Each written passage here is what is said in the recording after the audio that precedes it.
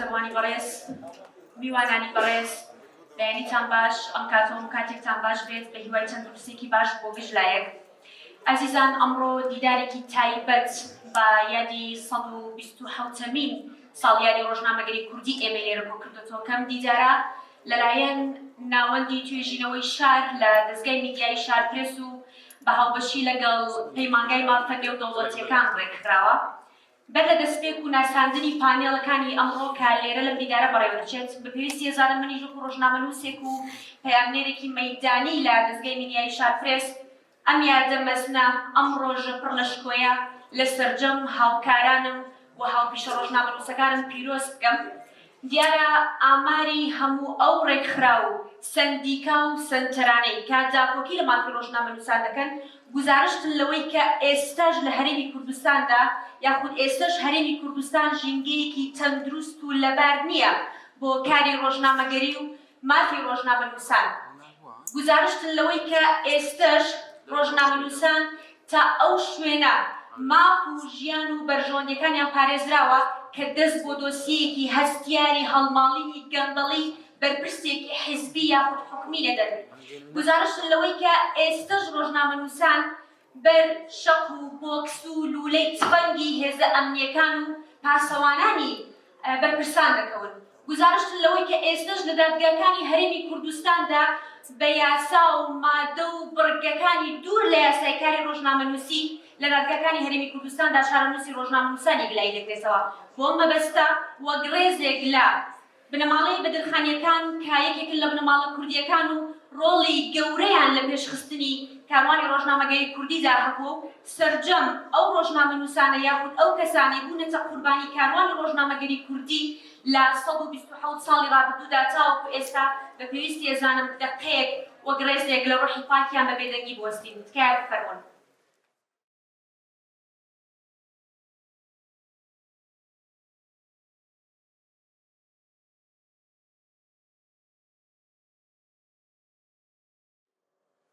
زۆر سپاس بۆ ئێوە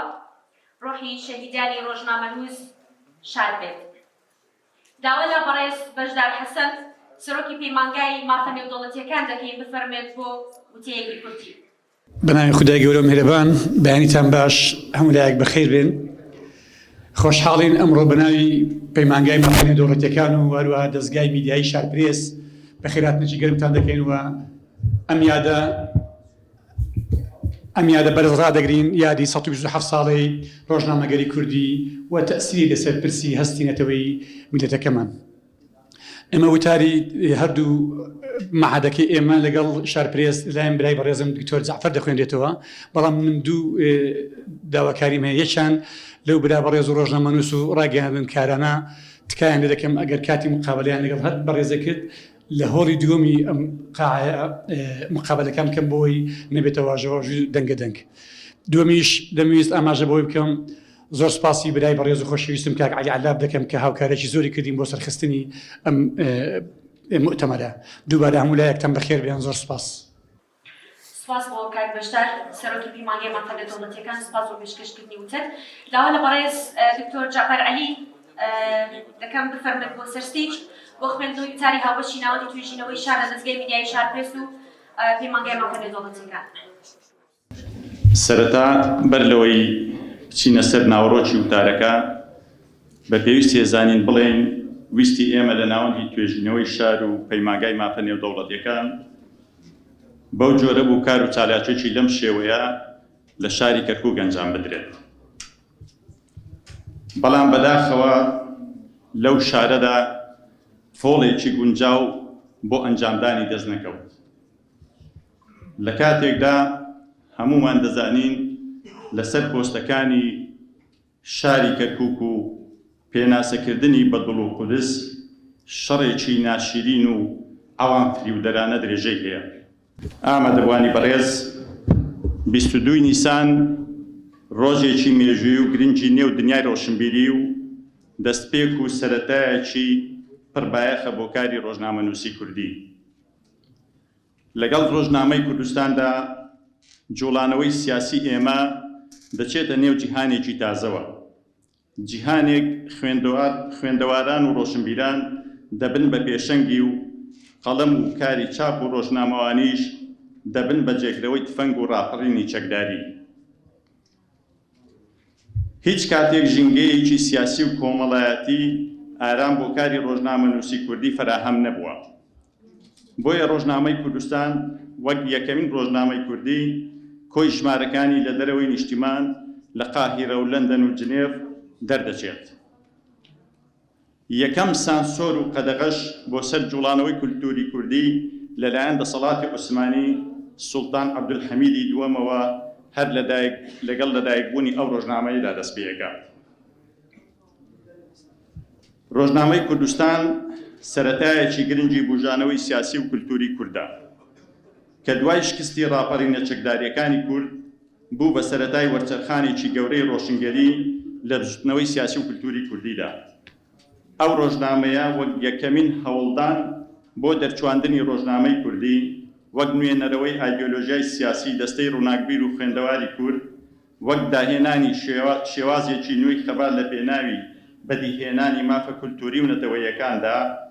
کارێکی ئەوەندە گەورەیە دەگونجێت بە خاڵی وەرچەرخان لە مێژووی نەک تەنیا ڕۆژنامەنووسی کوردی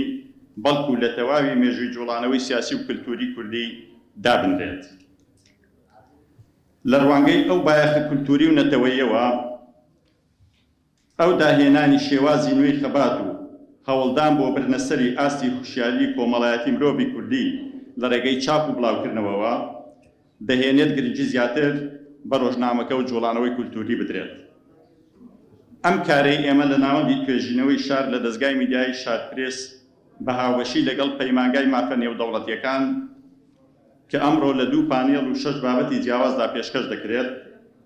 لە بایەخ و گرنگی کاری ڕۆژنامەنووسی و کاریگەریەکانی بۆ سەرپرسی کولتوری و نەتەوەی کوردەوە سەرچاوە دەکرێت. پیرۆز بێت یادی 127 ساڵەی ڕۆژنامەگەری کوردی.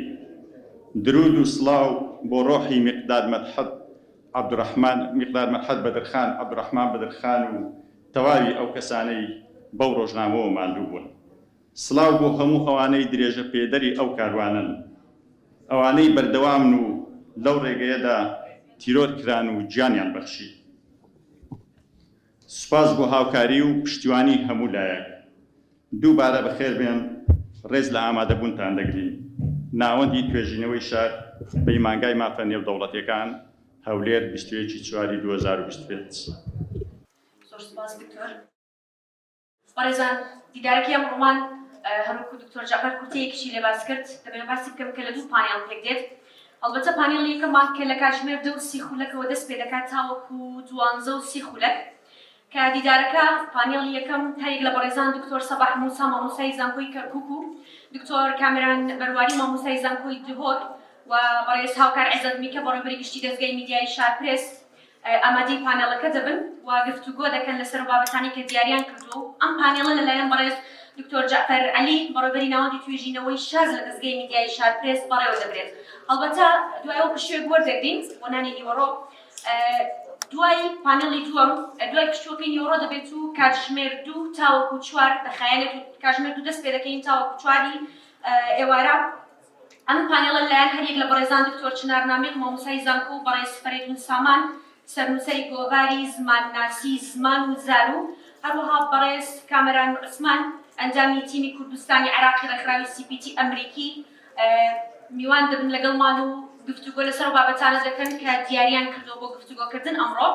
ئەم پانێڵە لەلایەن بەڕێز حاجی ڕێکانی سەرنووسەر و ڕۆژنامەنووس بەڕێوە دەبرێت. هەڵبەتە لە دوای تەواوبوونی پانێڵی یەکەم کاتی تەواو دەدرێت بە ئێوە بۆ پرسیارانەی کە لەلاتان دروست دەبێت هەر سەرنج و تێبینی و پرسیارەکانتانە دواتر گفتوگۆی لەبارەوە دەکەن. ئێستاش داوا لە بەڕێز دکتۆر جەعفەر عەلی دەکەم بفەرمێت بۆ بەڕێوەبردننی پانێڵی یەکەم و داوا لە هەریەک لە بەڕێزان دکتۆر سەباح و دکتۆر کامێران و کاک هاوکار عیزەت میکە دەکەم بفەرمون بۆ سەر ستەیج بۆ دەستپێکردنی کاتی پانێڵی یەکەم. زۆر سپاس. سڵاوتان لێبێت، دووبارە بەخێر بێن. پانێڵی یەکەممان لە 3 بابەتی جیاواز پێک دێت کە بابەتی یەک هەر بەڕێزێکی پانێڵیست 20 دقیقە کاتی دەبێت. دوای تەواوبوونی هەر سێ بابەتەکە ئامادەبوانی بەڕێز هەر سەرنج و تێبینیەک هەبێ دەتوانن بەپێی کاتی دیاریکراو گفتوگۆی لێبارەوە بکەن. پانێڵی بابەتی یەکەممان لەلایەن بەڕێز دکتۆر سەباح موسا مامۆستا لە زانکۆی کەرکووک پێشکەش دەکرێت. پانیێڵی دووەمان لەلایەن دکتۆر کامیران بەرواری مامۆستا لە زانکۆی دهۆک و پانیێڵی سێمیش لەلایەن بەڕێز هاوکار ئیزەت بەڕێوەبەری دەستگای میدیای شارپرسەوە پێشکەش دەکرێت. ئێستا داوا لە بەڕێز دکتۆر سەباح دەکەین بابەتەکەی خۆی پێشکەش بکات. فەرموو. باینتان باش، سوپاس بۆ ناوەندی تۆژینەوەی شار لە دەستگای میدیایی شارپرێس و پەیمانگای مافە نێودەوڵەتەکان کە ئەم میوانداری ئێمەیان کرد و جێی شانازی ئێمەیە کە لێرە ئامادە ببین و هەروە بە خێراتنی میوانە بەڕێزەکانەکەین هەمویان لە هەرچ شوێنێکەوە هاتبێتن بەخێر بێن سەرچاو. خۆی بریار بوو ئەم دیدارە لە شاری کەرکووک بکرێت، بەڵام لەبەر چەند هۆیەکی تەکنیکی هاتە هەولێر، بەڵام ئێمە بە ژیان و بەدڵەوە لە کەرکووکەوە هاتین بۆ لای شاری قەڵاو مینارە. بابەتەکەی من لەسەر هەستی نەتەوایەتی و یان هەستی کوردایەتی لە ڕۆژنامەگەری کوردی. من ناتوانم ئەم هەموو بابەتی کە باسی هەستی نەتەوایەتی و هەستی کوردایەتیە کات لە ماوەی 20 خولەکدا هەمووی ئەنجامدەم. بۆیە باش بزانی کە من لاپەڕەی یەکەم یان بەش یەکەم لە مێژووی ڕۆژنامەگەری کوردی کە لە کوردستانی دایکەوە دەست پێ دەکات تا ساڵانی پەنجاکان کە ئەو کاتە ئەو پەڕی هەستی کوردایەتی و نەتەوایەتی لە بەرزبوونەوەدا بوو. بۆیە بە باش ێزانین ئەو نیوسەدەیە یان ئەو 50 ساڵەی لە مێژووی ڕۆژنامەگەری کوردی باسکەین، ئەوەی تر بۆ هاوڕێیانی تر و برادرانی ترمان کاتوانن باسی لێو بکەن. ئێمە گە تەماشای ڕۆژنامەگەری یان ڕۆژنامەنووسی یان ڕۆژنامەوانی یان ڕۆژنامەڤانی کوردی بکەین، دەبینین ئەوانەی کاری ڕۆژنامەگەرێتیان کردووە هەمویان کەسانی چالاک و ڕۆشنبیر و ڕووناکبیری ئەم نەتەوەیە بوونە. هەمویان خەمخۆر و هەوڵی بژاندنەوە و بزەودان بە هەستی نەتەوایەتی کوردی بووە. تەنانەت ئەگە تەماشای ناونیشانی ڕۆژنامەکان بکەین لە کوردستانی دایکەوە تا ئەمڕۆژ دەبینین گیان و بۆن و تامی کوردایەتی پێوە دیارە. یاگە تەماشا بکەین ناوی ڕۆژنامەکان، منەوە لە نامەی دکتۆرەکان باسم کردووە کە لە کوردستانی دایکەوە، دوایەوە هاواری شام، دوایە دێتەوە کوردستان و عێراق لە بانگی کورد و لە ڕۆژی کورد و تێگەشتنی ڕاستی و پێشکەوتن و تا دوایی هەمووی تەماشاکەین بانگی کوردستان و ڕۆژی کوردستان هەمووی واتایەکی کوردایەتی و هەستی نەتەوایەتی تێدایە. هەمووی هەوڵی داوە کە جانی کوردایەتی و جانی نەتەوەیی و هەوڵ بۆ باشکردنی زمانی کوردی بۆ ئەو کاتە و هەروەها هەوڵدان بۆ دروستکردنی قەوارەیەک یان پێگەیەک بۆ نەتەوەی کورد لە چوارچەوەی کوردستاندا. ئەگەر بێنە سەر یەکەم ڕۆژنامەکە ڕەوانشاد مقداد مەدحەت بەدرخان کە لە قاهێرە ئەو ڕۆژنامەی دەرکرد، ئێمە دەپرسین بۆ لە قاهێرە، بۆ لە دەرەوەی کوردستان، بۆ ناچار بوو کە بچێتە قاهێرە. ئێمە گەر بگەڕێنەوە بۆ ڕابردووکە لەوانەیە لای زۆربەتان معلوم بێت کە دوای ئەوەی میرنشینی بۆتان کە لە ناوچوو لەسەر دەستی فەرمانڕەوا عوسمانیەکان ئەم بنەماڵی بەدرخانەکان ناچار کران یان بە شێوەیەک دەتوانین بڵین فشار خرایەسەریان کە بێن لە شاری ئەستەمبوڵ دابنیشن. بە نمونە مقداد خۆی براکانی باوکی بنەماڵەکەی خێزانەکەی هەموو چوونە ئەستەمبوڵ بە فشارێکی فەرمانڕەوانی عوسمانی، بەڵام ئەو بارچۆنێک بێ، بارچی ڕێگەیەک بێ، بارچی شێوازێ بێ، توانی خۆی دەرباز بکات پەنابەرێ بۆ شوێنێک کە جۆرە ئازادیەک و کە جۆرە سەربەستێک و کە جۆرە کەش و هەوایەکی لێ هەبێت کە بتوانێت هەناسە هەڵکێشێت. ئەوە بوو ڕووی کردە شاری قاهرەی مسر. هۆکارەکەشی بۆ شاری قاهرەی مسر لەبەر ئەوەی یەکەم شاری قاهرە شارێکی شوێنی چالاکی و شوێنی بزوتنەوەی نەتەوایەتی بوو، لەبەر ئەوەی قاهرە پەیوەندیەکی باشی نەبوو لەگەڵ فەرمانڕەوانی عوسمانی و هەروەها قاهرە شوێنی چاپەمەنی و چاپخانە و بزوتنەوەی ڕۆشنبیر لەو سەردەمەدا. بۆیە مرداد مدحت بەدرخان بیری لەوە کردەوە کە چی بکە بۆ میلەتەکەی ئەمیش هەستێکی کوردایەتیە بەتاکید چی بکە بۆ میلەتەکەی لەم بارودۆخە ناسکەدا لەم بارودۆخە هەستیارەدا ئەوە بیری لەوە کردەوە کە ڕۆژنامەیەک دەربکات ئەوە بتوانی ڕۆژنامەکە لە شاری قاهرە لە چاپخانەی هیلال دەربکات و چەند ژمارەیەک لەوێ دەربچێت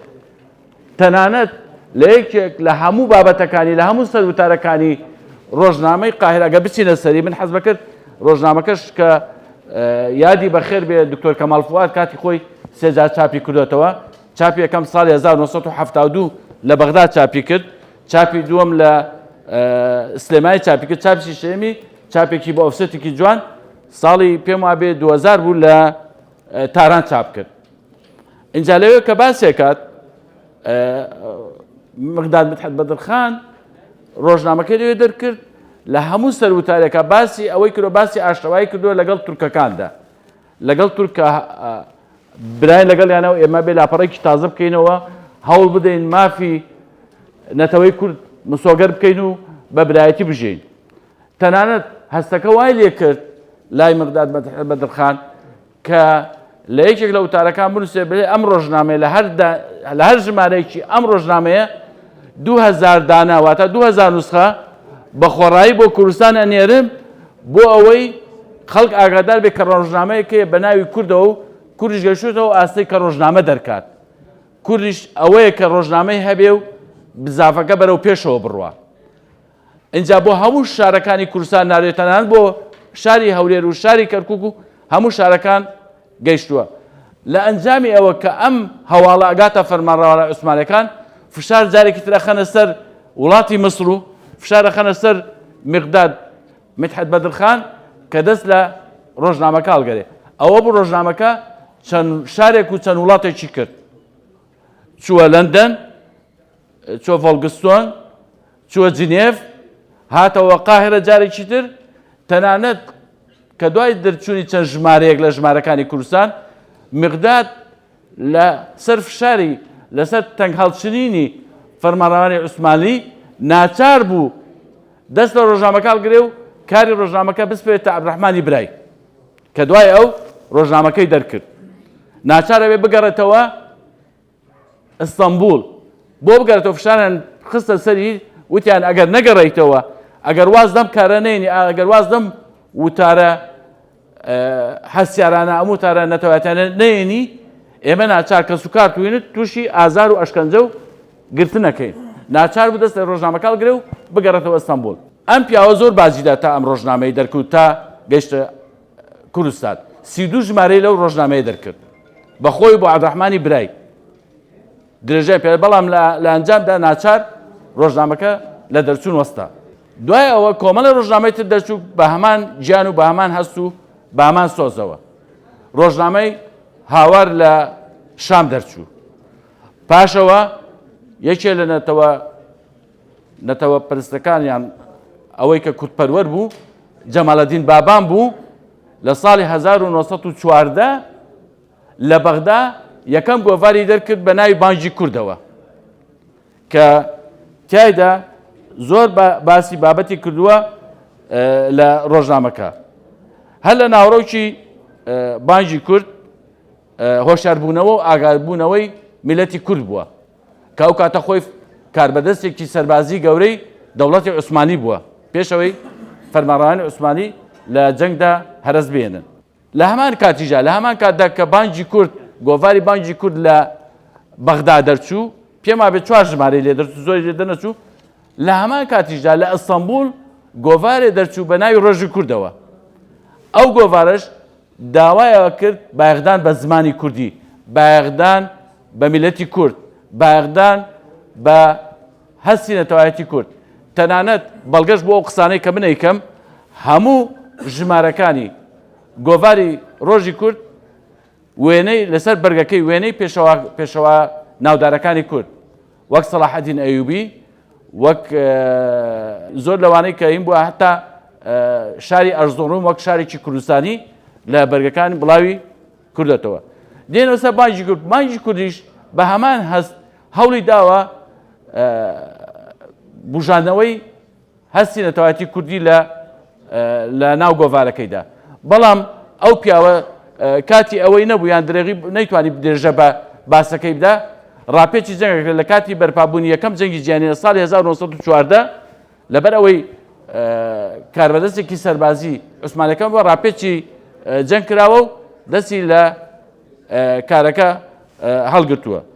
دوای بانگی کورد کۆمەڵی ڕۆژنامەی تر دەرچووە من نامێ درێژە بە باسەکە زۆر بدەم چوە زۆر ڕۆژنامەکان زۆرن گۆڤارەکان زۆرن بابەتەکانی کە باسی پرسی نەتەوایەتی بیری ناسیۆنالیزمیەکە لە ڕۆژنامەکانە زۆرە بەڵام ناتوانانی هەمووی بە تێر و تەسەلی باس بکەیت. دوای ڕۆژنامەی بانگی کورد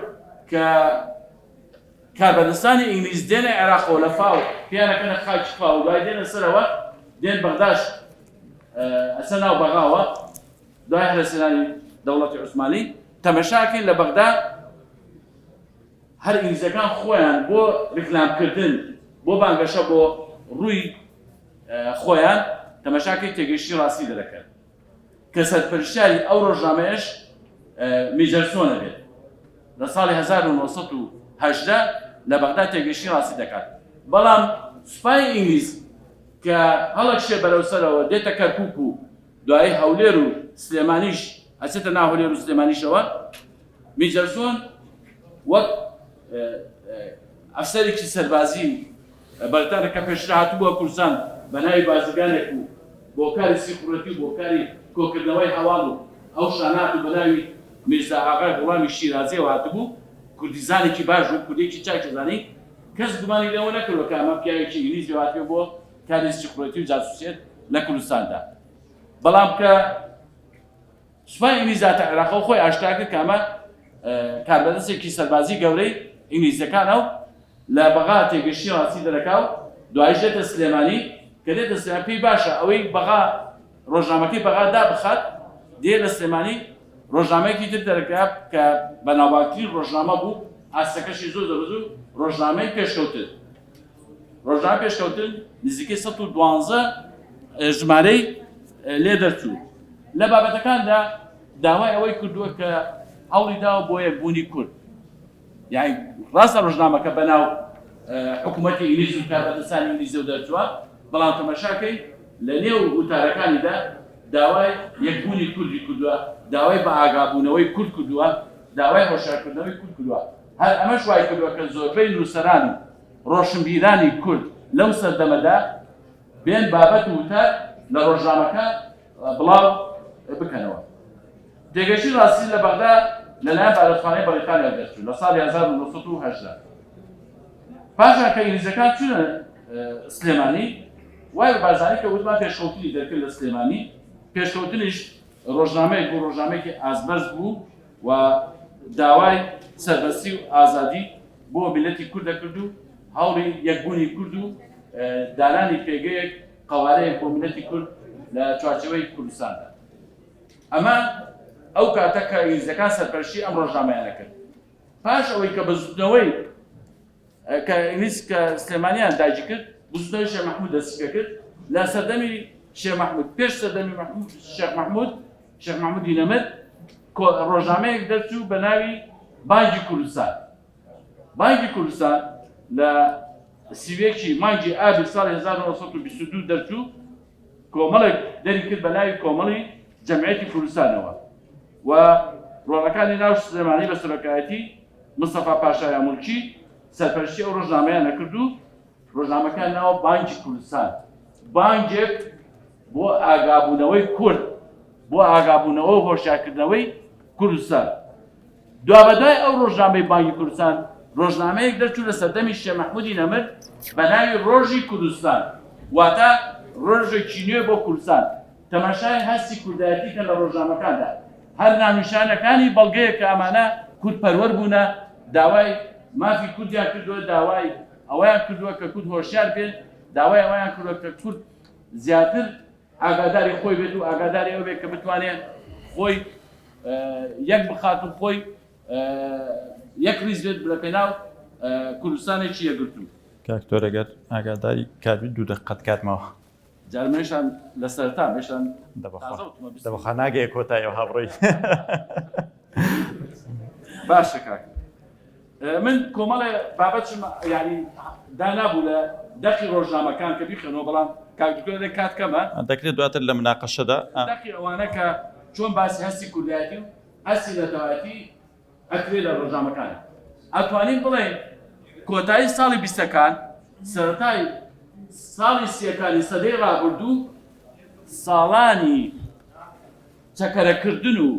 گەشەکردنی هەستی کوردایەتی بۆ لە کوردستان هەروەها لە زۆربەی ڕۆژنامەکان لەو کاتەیە کە دەرچوونە باسی ڕۆژنامەکەی سەردەمی شێخی نەمر کە خۆی لە ڕۆژی کوردستان و بانکی حەق و ئومێدی ئیستیقلال ئەگرێتەوە کە سێ ڕۆژنامە لە سەردەمی شێخ مەمنون بە هەردوو کە بەسەر شێخ یەکەم جاکرددانێ وەک سەرۆکی کوردستان یان سەرۆکی حکوومەتی کوردستان وایان وەک مەلیکی کوردستان ڕۆژنامەی ڕۆژی کوردستان دەرکات و زۆر بەتوڵدی بەرپەرچی ئینگلیزەکان دەداتەوە دوایەوە کە لەگەڵ ئینگلیزەکان تێکە چێ کە ناچارە بێ بچێتە ئەشکەوتی جاسەنە چاپخانەکە ئەوەی لە سلێمانیە بێ ئەیباتە ئەشکەوتی جاسەن لەوێش 4 ژمارە لە ڕۆژنامەی بانکی حەقدارەکە 3 ژمارەی لە بەردەستە ژمارەی دیێونە دیار نییە دوای کە ئەگەرێتەوە سلێمانجایەتر ڕۆژنامەیەکی تر دەکا بە ناوی ئومێدی ئیستیقلال تەماشای ناونیشانەکەی ئومێدی ئیستیقلال واتە هیوای سربەخۆیی و ئازادی کوردستان ئەم سێ ڕۆژنامەی دەکات لەو سەردەمەدا کە ئینگلیز لێ بووە بەڵام خۆی بە هەندێک پلان و بە هەندێک کاری تایبەتی ئەو بزوتمەش دامرکێت و شێخ ناچارە بێ بچێت لە گوندەکەی خۆیان دابنیشێت کە حکوومەتی ئینگلیز بۆ جاری سێم ئەڕۆنۆ سلێمانی دانیشتنەوە پێیان باشە کە ڕۆژنامەیەک دەرکەن بە ناوی ژیانەوە کە حوسێن نازم و کۆمەڵێک لە نووسران و ڕۆشنبیرانی کورد ئەو ڕۆژنامەیە بنەڕێوە ئەو ڕۆژنامەیەش ڕاستە بە سەرپەرشتی ئینگلیزەکان بۆ بەڵام هەموو بابەت و تەرەکانی داوای ئەوەی کردووە کە بایەخ بە زمانی کوردی بدێت بایەخ بە ڕێنووسی زمانی کوردی بدێت بایەخ بە یەکبوونی کورد بدێت بایەخ بۆ بدێت کە کورد هەوڵ بدات زیاتر گەشە بکات و زیاتر بەرەو پێشەوە بڕێت و زیاتر هۆشیار بێت و زیاتر ئاگادار بێت لە پرسە نەتەوەیەکاندا دوای ڕۆژنامەی ژیانەوە کۆمەڵی ڕۆژنامە دەرەچێت بە تایبەتی لە سەردەمی شاعری نەمری کورد پیرەمێد دوایەوەی چەند ساڵێک دەربەدەرە بێ و ئاوارەی تورکیا بێت کە ئەگەڕێتەوە کە پاشەوەی 25 ساڵ لە سلێمانی سەرقاڵی شێعر نووسین و سەرقاڵی ڕۆمان نووسین و وەرجێڕان و پەردەکانی بێت کە جارێکی تر کە دوایە 25 ساڵ لە ئیستانبوڵە بێ و هەستی لە کاری ڕۆژنامەگەری لە کاری سیاسەتە ئیشەکات و حقوق تەواوکە لەوێت کە ئەگەڕێتەوە شاری سلێمانی لەوێش بیر لەوە کاتەوە بیر لە هیچ شتێ ناکات بیر لەوە کاتەوە ڕۆژنامەی دەرکات بۆ میلەتەکەی ڕۆژنامەی دەرکات بۆ نەتەوەکەی ئەوە بێت کە ڕۆژنامەی ژیان دەرکات پاشەوەش ژین دەرەکات لەسەر ئەرکی خۆی و چاپخانەکە مۆڵەت وەرەگرێ و هەموو ماڵ و مڵکێ بێ ئەیکاتە ڕاهنەوە بەس لە پێناوەی ئەو چاپخانەیە بە مۆڵەت وەرگێ بە ئیجار وەربگرێ و بێ ڕۆژنامەکەی ژین و دوایەوەش ژیان و دوایەوەش ژینی پێ چاپکات لەسەر ئەرکی خۆی هەر خۆی کاری ڕۆژنامەگەرەکەی کا هەر خۆی چاپێکە هەر خۆی ئابوونەکەی کۆکاتەوە هەر خۆی هەوڵی ئەوە دات کە دابەشی بکات لە شاری سلێمانی دەوروبەریدا ئەمە هەستێکی نەتەوایەتیە بێسوورە ئێمە ئێستا بە چەند وشەیەک بە چەند وتەیەک باسەکەین بەڵام شەکە زۆر گەورەیە بۆ ئەو سەردەما ئەو کارێکی کوردایەتێکی گەورە بووە کارێک بووە لە پێناو خزمەتکردنی کورد بووە تەماشاگە وتارەکانی پێشکەوتن و ڕۆژنامەکانی ژین و ژیان بکەین تەماشاکەین زۆربەی وتارەکانی باسی لەوەیان کردووە کە هەوڵی بژاردننی زمانی کوردی بدێت کە هەوڵی ئەوە بدێت زمانی کوردی بەهێز بکرێت کە هەوڵی ئەوە بدرێت ڕێنووسەکەی چاک بکرێت کە هەوڵی ئەوە بدرێت خۆشایی نەتەوایەتی زیاتر گەشە بکات و پەرەبسێنێت و مامۆستا دکتۆر جعفەری شەش تەماشامەکە ئاماژەم پێکا کاڵێ کاتە تەواو بووە من حەزم زیاتر درێژەی پێ بدەم بەڵام داوای لێبوردنەکەم و ئەگەر دوایەوەش ئەگەر شتێکە بتوانم بۆتان باس بکەم و ڕوونەکەم سوپاس بۆ جۆگرتان و بۆ ئەگەر بێزاتان شت نەکرد بێت زۆر سوپاس زۆر سوپاس زۆر سپاس بۆ کاکتۆر سەباح کە سەردێکی مێژووی لە ڕۆژنامەی کوردستانەوە دەست پێ کرد تاوەکو دیارە بە هۆی کەمی دەرفەتەکەەوە نەیتوانی بۆ دوای پیرەمێردوانە درێژە بچێشەوە و ڕەت بەستیەوە بە مەسلەی هۆشیاری نەتەوەیی و کاریگەری لەسەر پرسی نەتەوەیی. ئێستا دەچینە لە بابەتی دووەم لەگەڵ بەڕێز دکتۆر کامیران بەرواری لە زانکۆی لەوەکەوە فەرمو کاکتۆرجان. بەێ ناوەنیشانێت سمینارا من سەرهەڵدان و وەرارە ڕۆژنامەگەریە کوردی و کاریگەریاوێت سەر جڤاکی و هزرانەتەوەیی مەبستا من شوێ سەرهەڵدان و وەرارێ هەندێک کرۆنۆلۆجیا ڕۆژنامەوانیا کوردی من دیە ئەس بەحس بکەم بۆ هەندێکی کۆڕەکەم و ژمارەنە و دیرۆکن دیە ئەسوان هەمیا درست ڕاست بخوێنم و بێژم بەس دیارە دەمنینە بەری ڕۆژنامەوانیا کوردی دەست پێ بکەن پێویستە ئەمزانین بۆ زانبانێت کورد شاعرێت کورد ڕۆڵە هشیارکردنا کوردا دیتە و دیوانێتوان و بەرهەمێوان و ئەدەبێوان ساڵە 1940 زاینی باڕاقی هەمزانی دەست پێ بکەێت و حتا تورکیە دەرچوونا ڕۆژنامە یەکەم ڕۆژنامە کوردی ڕۆڵێکی گەلک هەرێنی هشیاریان نەتەوەی نیشتیمانی دیتە و شاعرێت کورد دوتشێ بێژی وەکی ڕۆژنامەوان ڕاژ دەست پێکی هات نوێت بزاوە ڕزگاری خوازە کوردی شکۆناغا هەستا ئەتنیکی هەستا نیشتیمانی هەستا نەتەوەی و هێدی دەڕواستکردینە حقیقەتی ناوێت ئەگەر ئەم تەماشە بکەینێ گەلک گەسێت ناودار وێ قۆناغێدا تایبەتی ناوەڕاستە سەدە 19دا ڕۆڵێکی گەلەکی مەزن هەبوویە دوێرێدا بۆ نمونە مەڵا محمودی بایەزیدی و ساڵ 1799 حتا 1767 ژیایە 57 کتێبتوێ قۆناغێدا ئیناینەدەری و پەیوەندیەکە گەلەکە پێستە بوت یەک سیاسەتمەدار و دیپلۆماسێت ئەجنەبی تبیانی و زۆربەی وان 57 بەرهەماژی وەرگێڕانە بۆ سەر زمانە ڕۆسی فەڕەنسی و زمانە ئینگلیزی توێرێشدا هەشیاریان نەتەوەی یا کووردا ژناوەڕاستە ساڵا 19 گەلک باش دەست پێ دەکەت. فێرێدا ئەم تەماشە بکەینێ ماڵباتە بەدرخانیاش هەر کەسێکی پتر هەر چارپارچە کوردستانê deyndارê malbata bedirxaniyan e ji ber ku niştimanperwerî û kurdayetî û hizra damezrandina dewleta Kurdî û çalakirina Kurda ji hizra neteweyî bû şorişê neteweyî bû rojnamegerî bû demokrasiyetê bû elankirina dewleta Kurdî Şirayê Bedirxan Paşayê be hemîş bi nemala wan dest pê diket û paşê parçetiyê Kurdistanê belav dibin. Ev vekolîner ser çar tewere hatiye dabeşkirinê tewerê êkê da meziya hendekê behsê rojnamevaniyê bikin dewleta Osmanî da çunku zor giring ev zanî ka çawa çê bûye. Taban yekem rojname dewleta Osmanî da Misrê sala 1813 hate derêxistin ev navê jurnala Xwedêwî zor giring e rojnama duê sala 1832 ev êkemîn rojname bû li dewleta Osmanî bi Tirkî derkevîtin تقویم الوقایع بو روزنامه‌سی 1869 درکت العراق ناوی الزورا و روزنامه چارجی سال 1885 موصل درکت ناوی الموصل کو مثل بخوجی ناوندا باشور کردستان توری دویتا ام بین سر کرونولوژیا روزنامه‌وانیا کردی هر بد اول گلکن جبر نه حساب کردی دکتور صباحی بحثی هندک آکر بس مدت او چارده روزنامه ایکی اوید همدیشنی نخریه دست بیکی از هندک السروان دقیقه دوات چند سر راوستن ایکم جا روزنامه کردستان 1892 تویره دا او 31 دو جماره جیدر کتن و جماره توانجی همی کارشاورگیری در کتنه همی لایمهن او روزنامه امید یعنی سال 1900 اگر تماشا کنی بانا کارشاور و چاورگیری قاهره درکت البی وقتی داشته محمد صالح بدرخان بدرکت یا البته اولیجی کردستان همی بنماران بدرخانی بود قاهره به شکلی درکت بو چیزی گوار و روزنامه کردی قاهره و بو چیزی قاهره و کنابندکا کردایتیه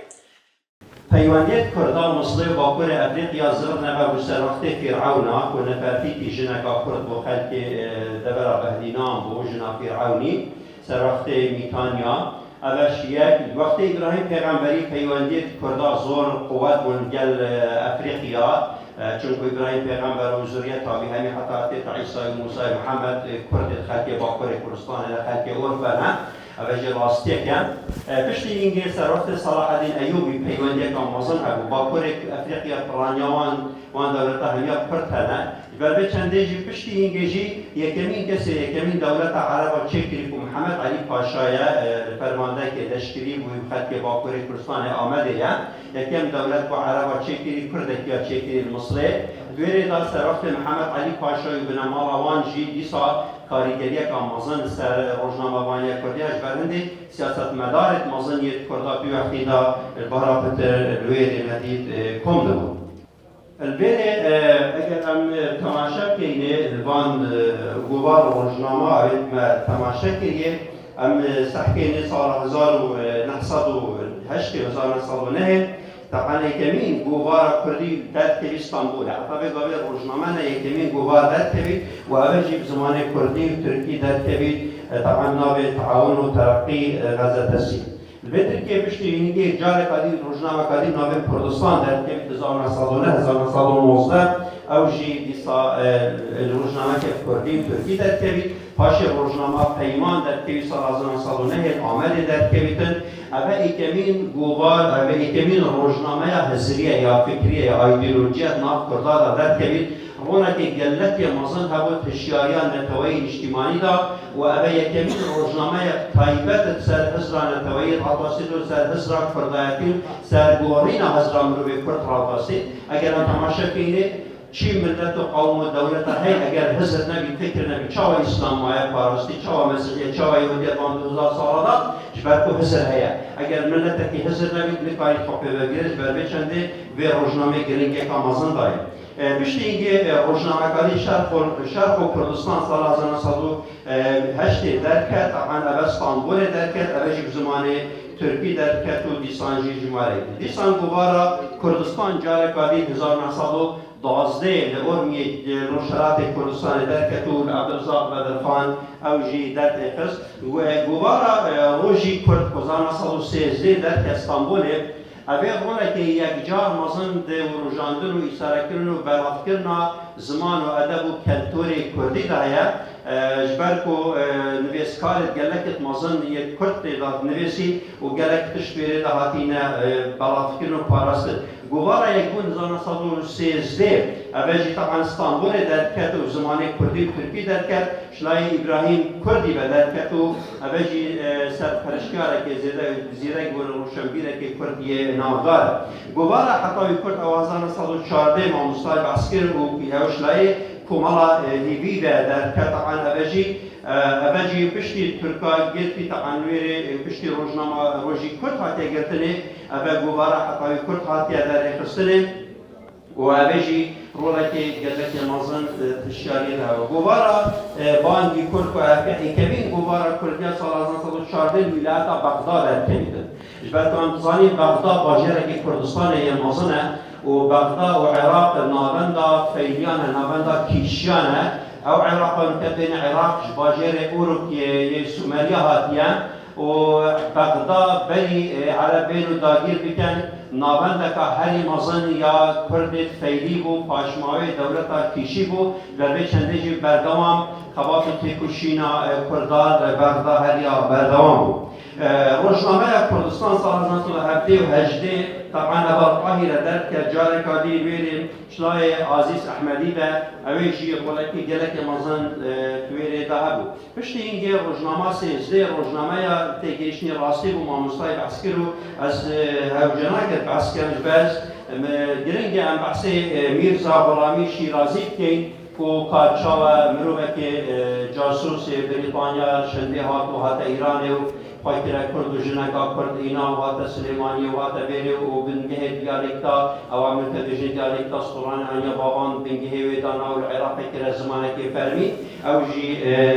براستی جهه گرنگی پیدانه و زور گرنگ هم سر بیره همیا هاستی هفتکار میتونه دا یه سرکی طبعا توفیق وحدی بو حتی الشیبان کاراکش و توفیق وحدی جی نازکین او جید کرد مخابرات انگلیزی شد کرد هر واسه روشنبیره که مازن یه واجر سلیمانی و رولک که مازن هبود که شکرنا گوار روزنامه کردی دا گوار جین جاره کالی 1919 جاره کالی استانبول در کتبه جبرکو استانبول بی وقتی پایتخت دولت عثمانی بود دولت عثمانی بر فرقینه چو بر هندی قرانیا شخصیات کردی ابد رولا کی نوا سیاست و نوا علموزانی در اسطنبول کم دبون شرای طبعا عبد الرحیم زابسو اکشوان بسرت هری مازن بود عبد الرحیم هکاری آنج عبد الرحیم زابسو ایک بویش بتوی گواره دار نویسی او گواره سال 13 که سال 18 ابانا گرینگه که مازن در زمان و ادب کردی یکم شانویا کردی یکم پخشانا کردی یکم چروکت کردی یکم شاعر سربست آزادت کردی وان هر دو گواره روزنامه دا ام بینیم بلا بوده توری سیدا رون هندک جوان نویسرت کرد اگر ام تماشا کنیم زور گرنگه هم بحث هندک سابقین کو بری روزنامه کردستان در کویتن لترکیا و در ویولات روزنامه در خستینه بس نه ناوی کردا در خستینه هندک ساشوان رولا که گله که مازن هبود سیاست داد 100 سال 19 دا سر اصل کردستان بگشتی ولی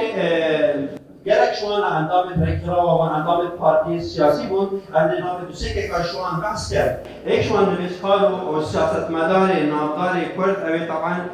عبدالله جودت نام 1869 1932 دایجیای طبعا ابا دامزرین اتحاد طرفی بود او حزب جی دماغات چکین سال 1889 ترکیا کردکی یکم حزب بود ترکا چکیری ترکیا چکیری کردکی آلبانیا چکیری ابراهیم تیمو طلبه بود جامعه استانبول اتفان دو یافتی او کسی که ماسونی بود کسی که روشنبیر بود سیاست مدار بود دیگه هشتی بود هات بود ترکا حزب چکیرن و کردا جویدی کردن و کرد جیشون نام دا و هم زانی دو ماهی اوان جی وقتی اوان فیانت کردا کلی او پیمان اتفاق جنینا طبعا اوی دیگر دکتور اسحاق سکوتی رولا که مازن هبو و روشنامه عثمانلی طبعا سویس را در اخستو و گلک بحثی کردا جی اوی روشنامه دا پاتی کرنه دستان طبعا دیسان اوان هر دو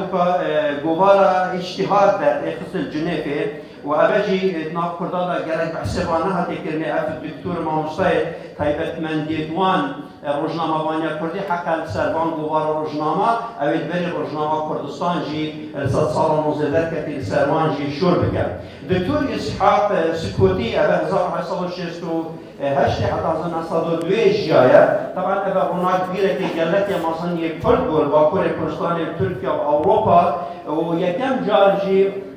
کرد بشداریت مؤتمر سیاسی داد که 1989 او چند دکتوره که کرد چونه پاریس و بشداری تندک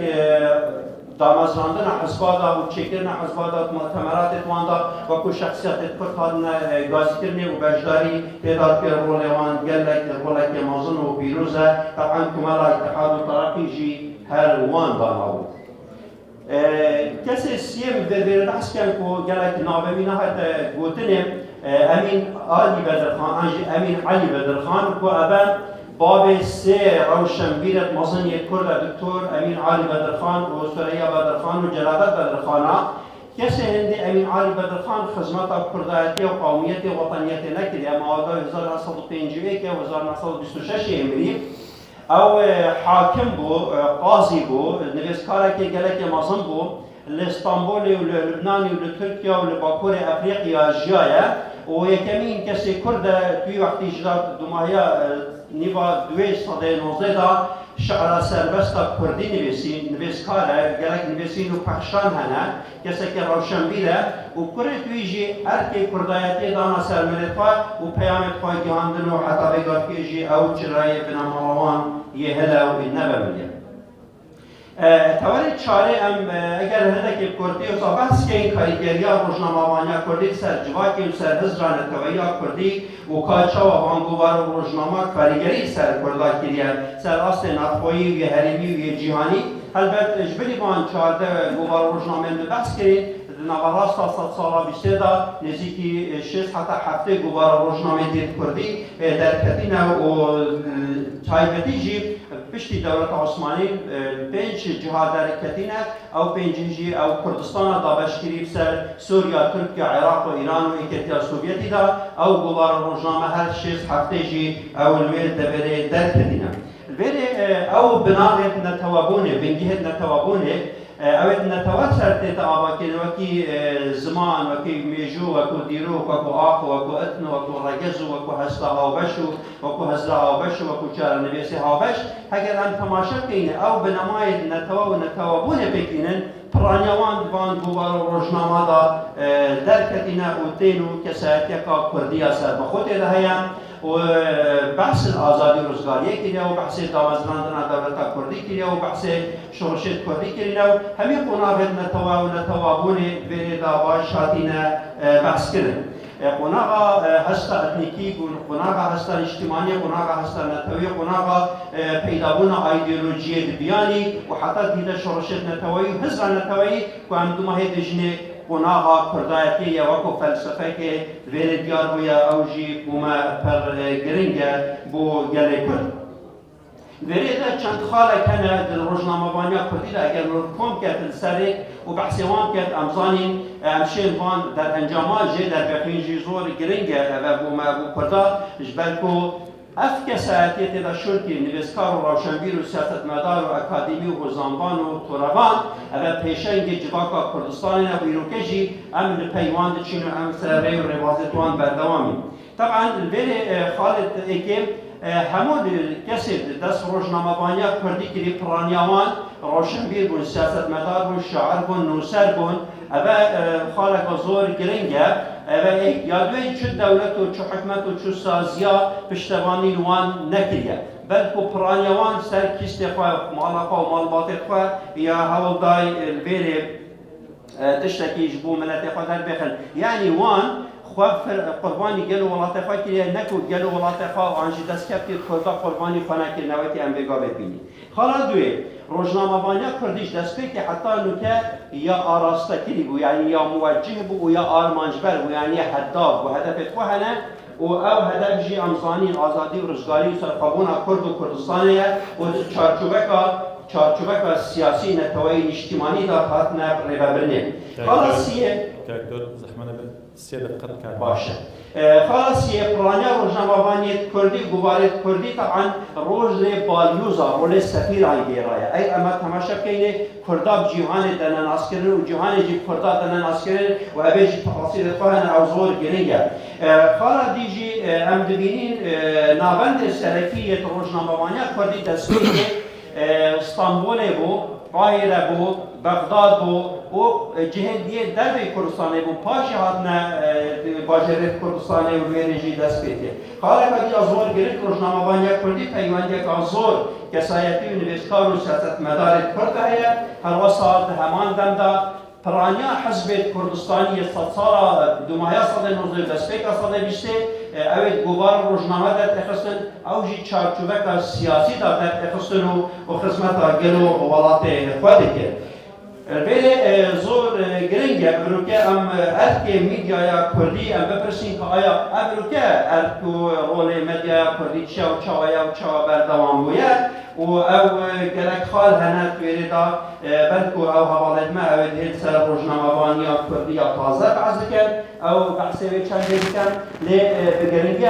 giring ew em bizanîn ku li başûrê Kurdistanê bi tinê birûke zêdetirî 1700 saziyet rojnamevanî li başûrê Kurdistanê hene û parçe dijê Kurdistanê hene tiştê giring ew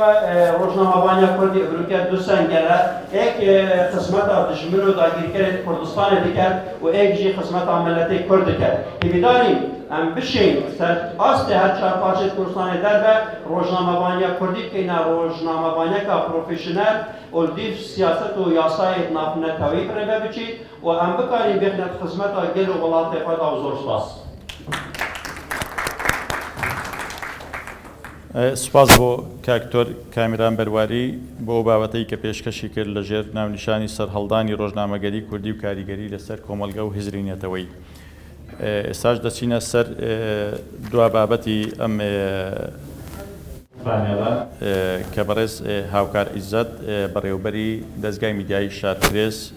بە ناونیشانی پرسینەتەوەی لە ئێستای میدیای کوردیدا پێشکەشی دەکات. کاک هاوکار فەرموو. سلااوان لێ بەڕێزان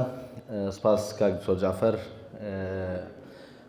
ساڵیادی 1970 ڕۆژنامەگەری کوردی لە خۆم وەکو ڕۆژنامەنووس و لە تەواوی ڕۆژنامە نووسان و لە بەڕێستان پیرۆز دەکەم. دەخوازم ئەوەی کە لە ساڵانی 126مین و 125مین و 124مین و تا خوارەوەش ئەم ساڵانی دوایی کە بەرامبەر بە دۆخی ڕۆژنامەگەری کوردی کراوە ئەم ساڵ بتوانین دۆخێکی باشتر بێنینە ئاراوەوە هەنگاوێک بنین بەرەو ئاراستەی باشترکردنی. هەردوو بەڕێزان کاک دکتۆر سەباح و کاک دکتۆر کامیران سەربورد و سەردێکی مێژووی باشیان لەسەر مێژووی ڕۆژنامەگەری کوردی و پرسیینەتەوەی باس کرد. من نامەوێت لەسەر بابەتە مێژوویەکە هیچ باس بکەم، پرسیینەتەوەی لەکوێ جێبۆتەوە و بۆیە ویستم بەڕاستی قسە لەسەر ئێستای میدیای کوردی لە نێو نەتەوە و نەتەوە لە نێو ئێستای میدیای کوردی باس بکەم. نووسەری هندی جۆرج ئۆروێڵ ئەڵێت لە سەردەمی فریودانی جیهانیدا گێڕانەوەی ڕاستیەکان گەورەترین کاری شۆڕژگەڕانەیە. ئەو کاتێک کە فریودانەکان زیادە بن و هەڵمەتی فریودان و هەڵخەڵەتاندن و ناڕاستیەکان باڵەکێشێ بەسەر تەواوی کۆمەلگادا، گێڕانەوەی ڕاستیەکان بۆ خۆی کارێکی شۆڕژگەڕانەیە. پێم وایە ئێستای میدیای کوردی ئەو میدیایی کە بەڕاستی و بەڕاستگۆیی و بە پابەندبوونی بە ئیتیکی کاری ڕۆژنامەگەریەوە کارەکانی دەکات، ئەو کارە شۆڕژگەڕانەیە ئەکات. لەبەرەوەی میدیای فریودار و ڕووپەڕی فریودار و ڕووماڵ و ماڵپەڕ و وەسیلە و کەرەستەکانی فریودانی کۆمەلگا هێندە زۆر بوون کە ئەبێت شۆڕژگەڕەکان بتوانن بەڕاستیەوە هەواڵ و زانیاری بگێنن. بەڕێزان، دۆخی میدیای کوردی لە ئێستادا بە کورتی بۆی داغڵ بە بابەتەکە بین باسێکی دۆخی میدیای کوردی ئەەکەین. ئێستا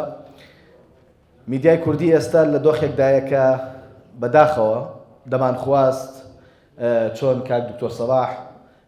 باسی لە پرشنگداری و پیرۆزی و جوانیەکانی میدیا و ڕۆژنامەگەری کوردی کرد لە سەرەتاوە تا ئێستا. بەریا ئێستاش هەمان شتمان بوتایە و بە هەمان چاو لە دۆخی میدیا و لە ڕۆژنامەگەری ئێستامان بڕوانایە. بەڵام بەداخەوە دۆخی میدیای کوردی ئێستا هێندە شپرس، هێندە ئاڵۆس، هێندە جەنجاڵ، هێندە ناڕاستی خۆی خزانۆتە نێو میدیای کوردیەوە کە ناتوانین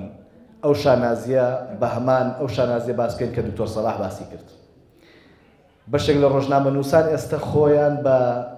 عیبدار ئەزانن، خۆیان بە شەرمەندە ئەزانن لە بەرامبەر ئەو دۆخەی کە دروست بووە. ئەو دۆخەی کە دروست بووە حتمەن لە خۆوە نییە، حتمەن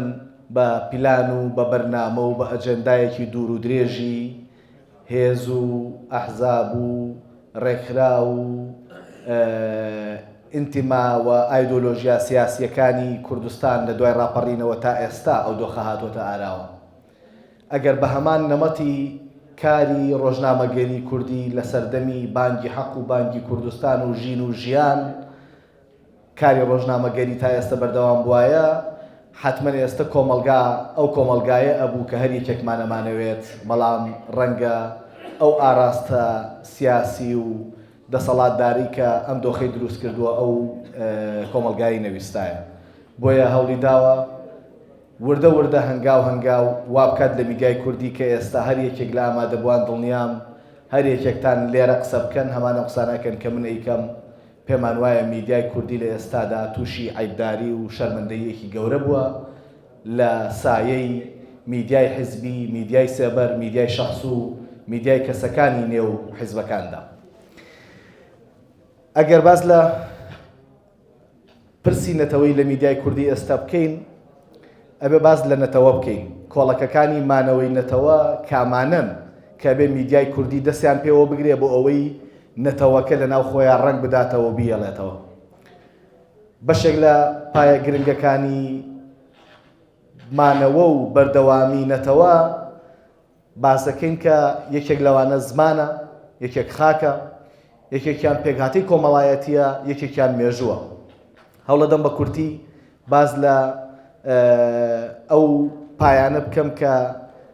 گرنگن پێویستن بۆ مانەوەی هەر نەتەوەیەک بەڵام لە میدیای کوردی ئێستەدا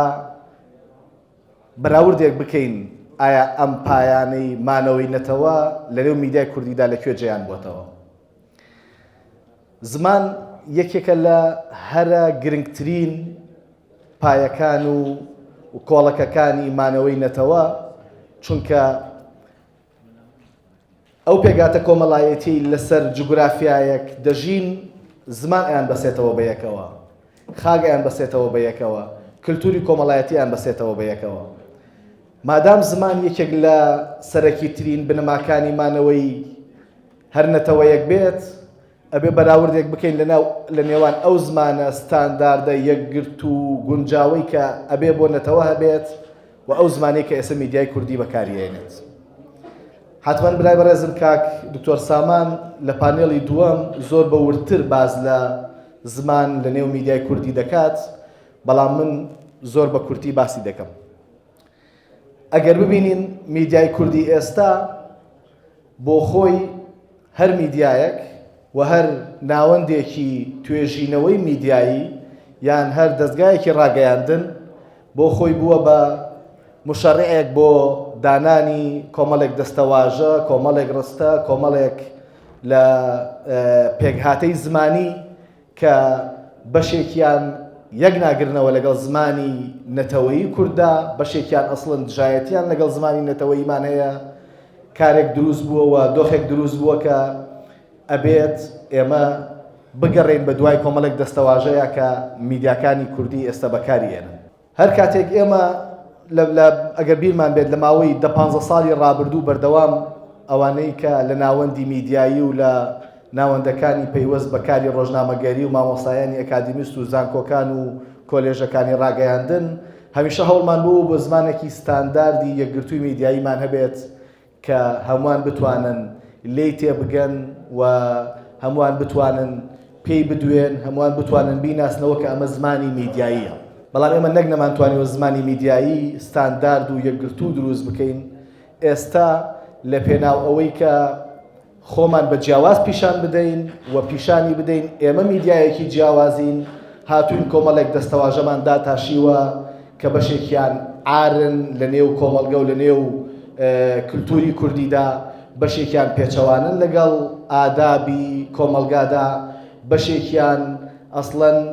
ئەو دەستەواژانن کە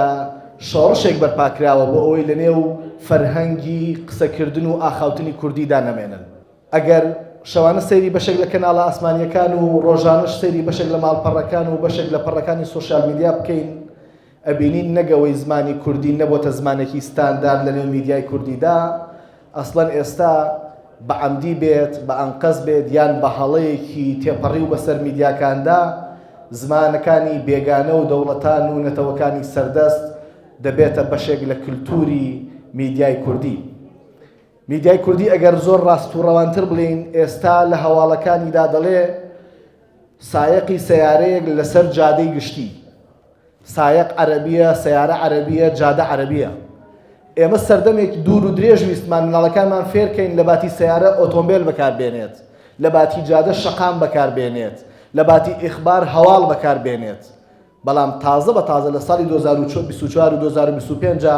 بەشێکی زۆر لە میدیای کوردی ئەم دەستەواژانە ئەداتەوە بە گوێمانە، ئەم دەستەواژانە فێری مناڵەکانمان ئەکاتەوە کە ئەمە بەڕاستی یەکێکە لە خەتەرەکانی سەر زمانی نەتەوەییمان و تێکەڵکردنی زمانی نەتەوەیی سەردەستەکان و نەتەوەکانی دوژمنمان بە میدیای کوردی و لە ڕێی میدیای کوردیشەوە بۆ نەوەکانی داهاتوومان. لە ژێر ناوی ئەوەی کە زمانی گشتی بەکاربێنین، هاتوین زمانی شەقامێک بەکارهێنین کە ئەبێ کۆتایی پێبێنین. لە ژێر ناوی ئەوەی کە ئەمانەوێت هاوڵاتی بەڕاستەوخۆ بدوێنین و لەبری ئەوەی بە شێوەی پرۆتۆکۆلی و شێوەی ئیتیکی کاری ڕۆژنامەگەری ڕەکیک و کلاسیک هاوڵاتی بدوێنین، دێین هاوڵاتی ئەدوێنین بەو زمانەی کە ساڵانێکی دوور و درێژ خەبات کراوە بەرامبەر بەوەی ڕێگری لەو زمانە، لەو کللتورە، لەو فەرهەنگی ئاخاوتنە بێنین. بەڵام بەداخەوە ئێستا میدیای کوردی ڕۆژ بە ڕۆژ گرنگی پێدەدات و بازارگەری بۆ ئەکات، بازارگەرمی بۆ ئەکات و تەرویج و تەسویقی بۆ ئەکات کە ئەو دەستەواژانە و ئەو کللتورە میدیایە فراوان بکات. کۆمەلگا پێگاتەی کۆمەڵایەتی یەکێکی ترە لە کۆڵەکە هەرە گرنگ و ئەساسیەکانی و بنەڕەتیەکانی مانەوە و بەردەوامبوونی نەتەوە لە کۆمەلگەکەی خۆیدا. ئەگەر ئێمە خاوەنی پێگاتەیەکی کۆمەڵایەتی بەهێز نەبین، ناتوانین خاوەنی نەتەوەیەک بین کە لەسەر پێی خۆی بوەستێت و بمێنێتەوە. هەموو ئەو ڕۆژنامانەی کە بەڕێزان باسییان کرد بە درێژای مێژووی 127 ساڵی پێش و بیری لێکراوەتەوە، یەکێک لە خاڵە گرنگەکان و یەکێک لە ئامانجە سەرەکیەکانیان هێشتنەوەی ئەو پێگاتە کۆمەڵایەتیە بووە و ئەو کۆمەلگەیە بووە کە لەو سەردەمەدا هەبووە. حتمەن گۆڕانکاری لە کۆمەلگەدا ڕوودەدات، پێشکەوتن ڕوئەدات، جیاوازیەکان زیادە بن و ڕەنگە ئەو ژیان و کۆمەلگە کلاسیکەی کە 127 ساڵ پێش ئێستا هەبووە بۆ ئێستا بەشێکی نەگونجێت. هەمومان ئاشناین بەو ڕاستیەوە، ئەزانین و دەرکی پێەکەین و دانی پێدادەنین ئەبێ کۆمەلگا بەردەوام خەریکی نوێبوونەوە بێت. بەڵام ناکرێت میدیای کوردی ببێتە بەشێکی سەرەکی بۆ تێکدانی ئەو شیرازە کۆمەڵایەتیەی کە ئێمە هەمان و شانازی پێوەکەین. ناکرێت میدیای کوردی ببێتە گرێی هەڵوەشانەوەی گرێکانی تری کۆمەلگەی کوردی. نابێت ئاسایشی کۆمەلگا و ئاشتی کۆمەڵایەتی لە سایەی نابەرپرسارەتی میدیادا ببێتە یەکێک لە مەترسیەکان بۆ سەر کۆمەلگا. ئەگەر بیرمان بێت لە ماوەی چەند ساڵی ڕابردوو حاڵەت گەلێکی زۆر ڕوویان داوە کە کۆمەلگا بووەتە دوو بەش و بووەتە چەند بەشێکی دژبەیەک لە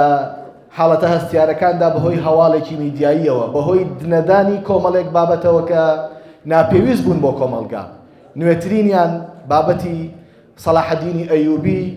ئەگەر ببینین لە ماوەی چەند ڕۆژی ڕابردوو گەورەترین دژایەتی لە نێو کۆمەلگەی کوردی لە سۆشیال میدیاوە دروست کرد. تا ئەو ڕادەیە ئێمە قسەمان بە پیرۆزیەکانی یەکتر ئەوت لە ڕاستەوە بۆ چەپ و لە چەپەوە بۆ ڕاست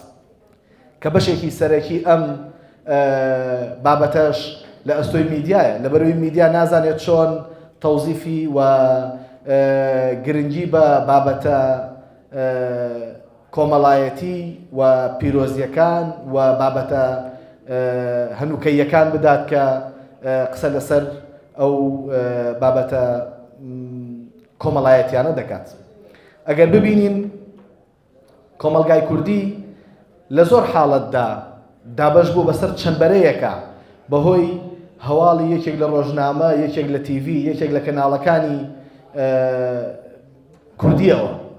کەناڵمان هەیە کە هێندەی قسە لەسەر بابەتە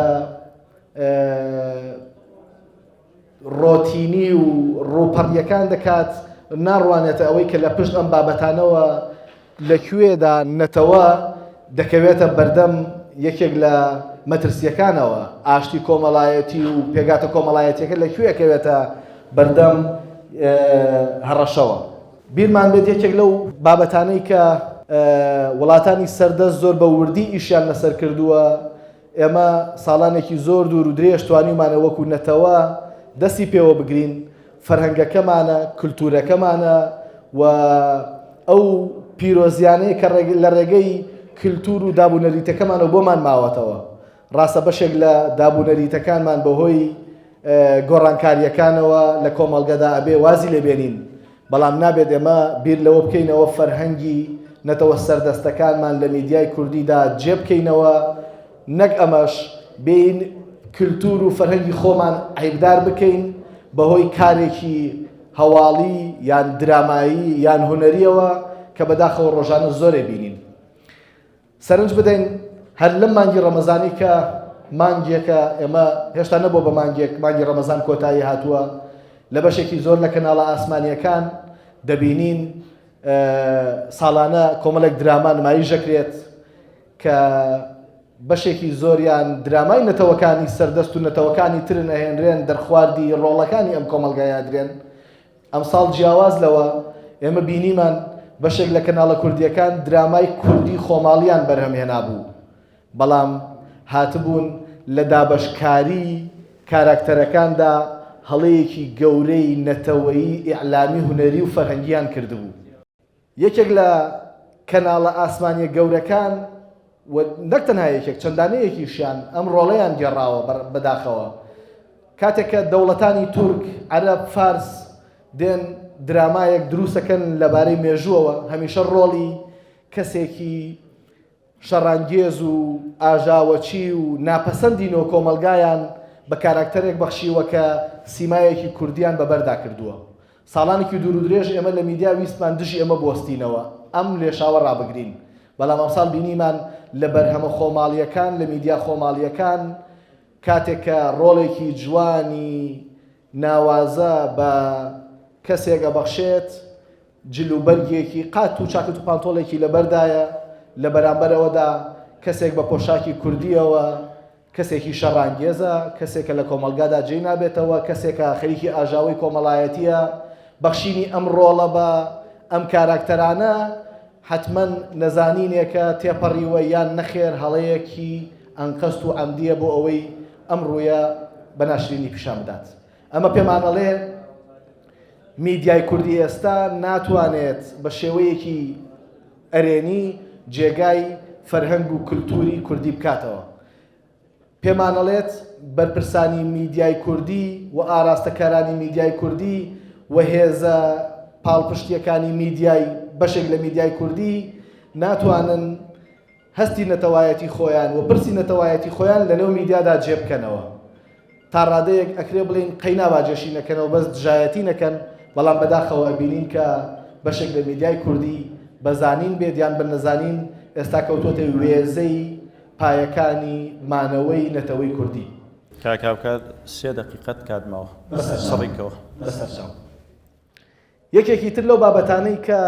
لای هەمومان پیرۆزە بابەتی خێزانە کە خێزان یەکێکە لە بنەما ئەساسیەکانی کۆمەلگا کە کۆمەلگاژ یەکێکە لە بنەما سەرەکیەکانی مانەوەی نەتەوە. بەشێک لە میدیای کوردی خەریکی هەڵۆشاندنی خێزانی کوردیە. بەشێک لە میدیای کوردی لە پێناو کۆکردنەوەی لایک و ڤیو و کۆمنت و بینەری زۆردا بۆ ئەوەی هەفتەی جارێک بڵێ من یەکەمم من زۆرترین بینەرم هەبووە من زۆرترین لایک و کۆمنتم کۆ کردووەتەوە دێت لە بەهاراندا پەیامنێر و ڕۆژنامە نووسەکان و بەناو ڕۆژنامە نووسەکانی بەرەداتە نێو شەقام و سەیرانگا و هاوینە هەوارەکان بۆ ئەوەی بزانێت لەکوێ کێشەیەکی کۆمەڵایەتی هەیە زەقی بکاتەوە لەکوێ پیاوێک لە نێوان دوو کەوانەدا کردار و پرۆسەی فرەژنی جێبەجێ کردووە بۆی زەقی بکاتەوە و گەورەی بکات و دوایی کێشەیەکی کۆمەڵایەتی لێ بکەوێتەوە. میدیای کوردی هێندەی خەریکی ئەمەیە خەریکی ئەوە نییە خودی نەورۆز کە لای ئێمە وەکو نەتەوەی کورد چەند پیرۆز و چەند گەورەیە گرنگی پێ بدات. نەورۆز وە بۆنە نەتەوەی و کۆمەڵایەتی و نیشتیمانیەکانمان بوونەتە کەرەستەیەک بۆ کۆکردنەوەی لایک و کۆمنت و زیادکردنی بینەر. مادام کاتم کەم ماوە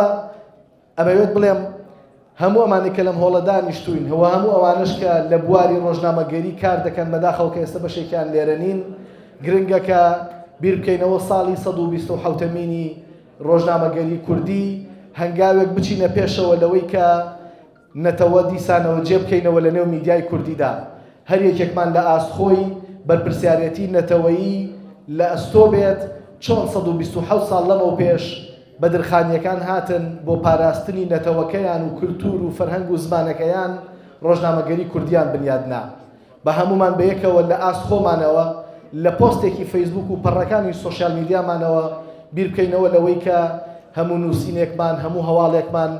بیرمان لەوە بێت نەتەوەکەمان تایە جێبێتەوە و پرسی نەتەوەییمان لە نێو میدیای کوردیدا جێ بکەینەوە. دەستان خۆش بێ و سوپاس بۆ ئێوە.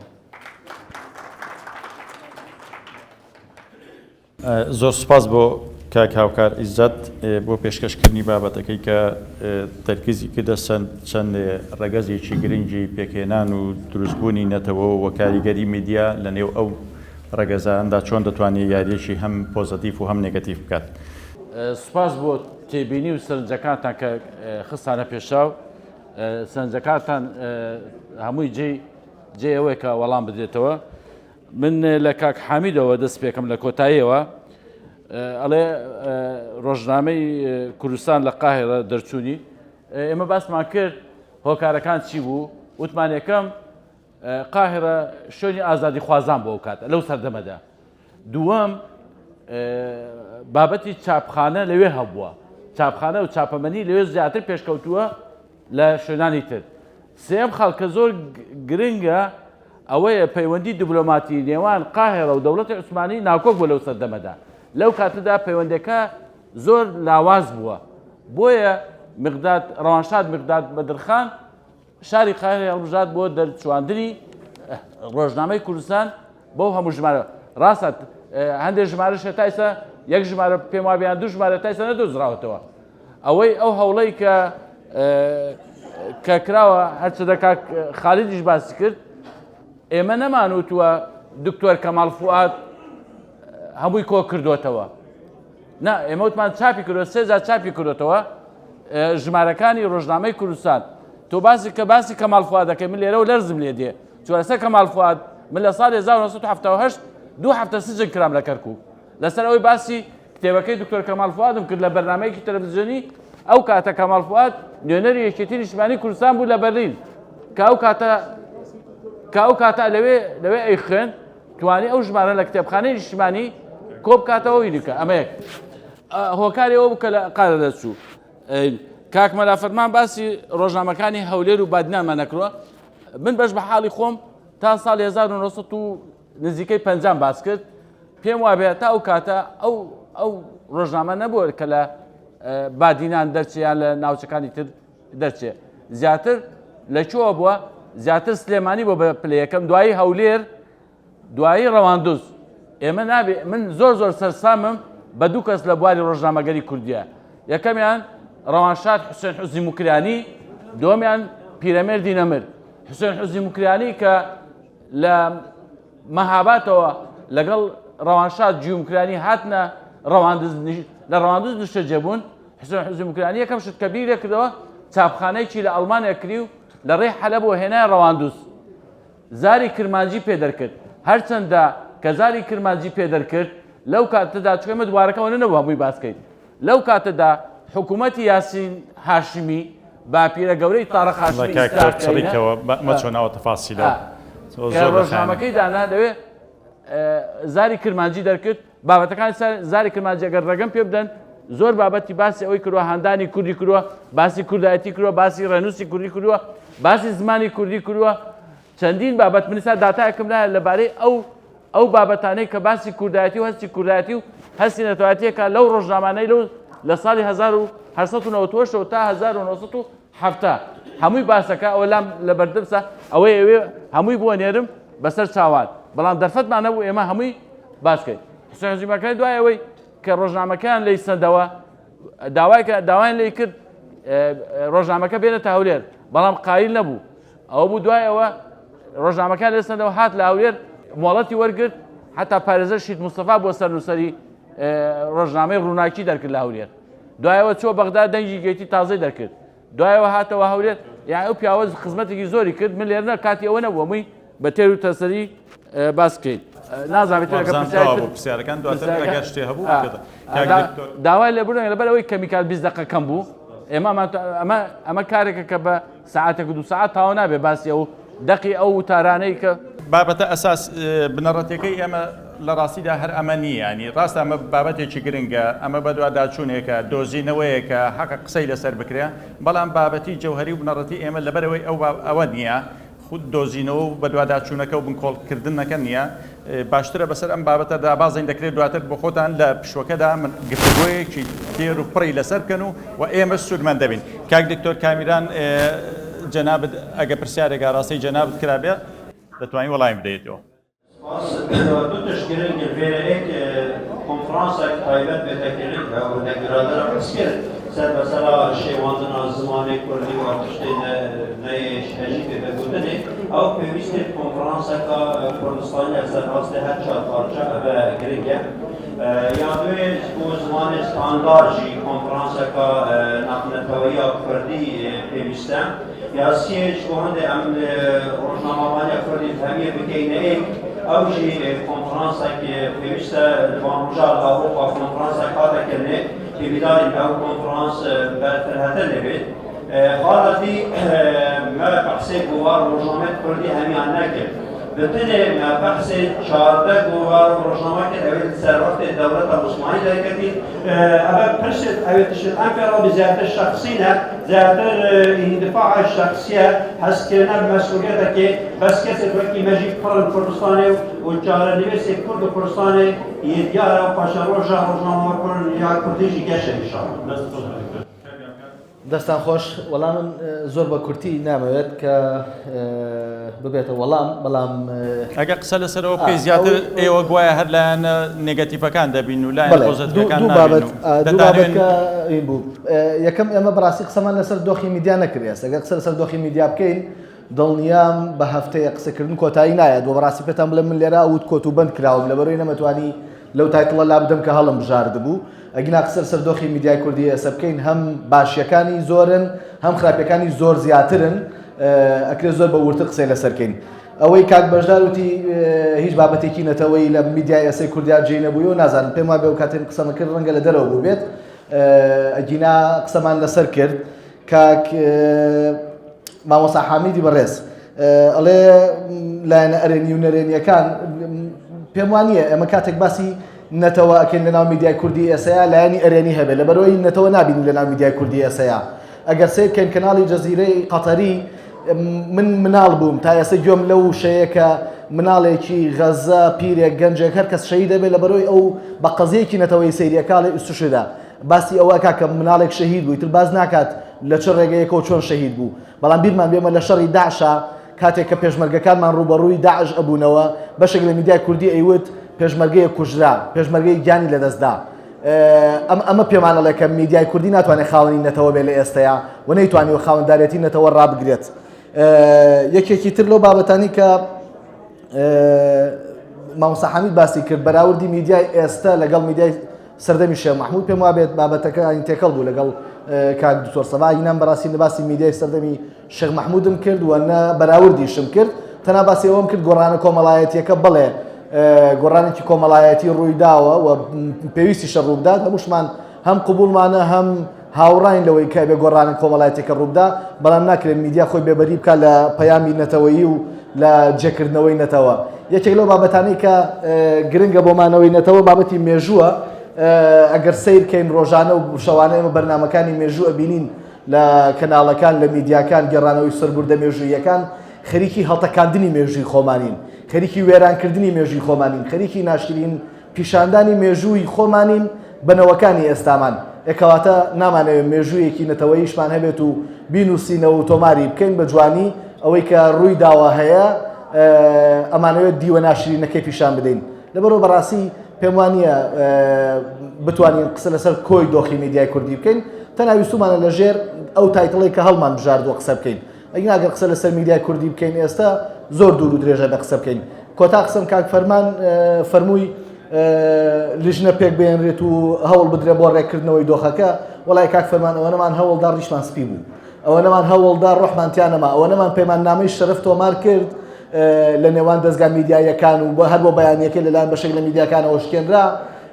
پێم وانیە ئیتر بەڕاستی قسە کاریگەریەکی مابێت بەڵام هەرەبێک بڵین ئێمە هەرەبێک قسە بکەین هەوڵ زۆر دراوە کۆنفرانس زۆر گیراوە پرۆتۆکۆل زۆر تۆمار کراوە زۆر واژۆ کراوە پەیمان نامەی شەرف زۆر واژۆ کراوە بەڵام بەشێکی زۆر لە میدیاکان لەبەرەوەی سەپۆرتی حیزبین و حزب دەست لە پشتیان ئەدات لە تەوقیت و لە کاتە هەستیارەکانە لە بەرژەوەندی خۆیان بەکاریانێنن و ئەو دۆخە دروست بە کەسەی بینین دەستان خۆش بێت دەست خۆش بێ کاکاوکار ئەو بەشدار بوانەی تر کە قسەیان کرد کاک بەشدار عوسمان کاک هیوا کاک بەختیار سەعید ڕاستیەکەی هەموو سەرنجەکان دیارە پێم وایە لە شوێنی خۆی دابوو لە جێگەی خۆی دابوو پێویستی بەوە نییە گفتوگۆ ینی ئێرە شوێن نەک ئێرە شوێنیت ڕەنگە پێویست بە گفتوگۆ نەکە ینی هیچ ملاحەزەیەکی جدیمان لەسەری نییە دوو دەست بە پێشکەشکردنی بابەتەکانی پانێڵی دووەم دەکەین بۆ سەعات 4 زۆر بەخێر بێن و سەرسەر و سەرچاوان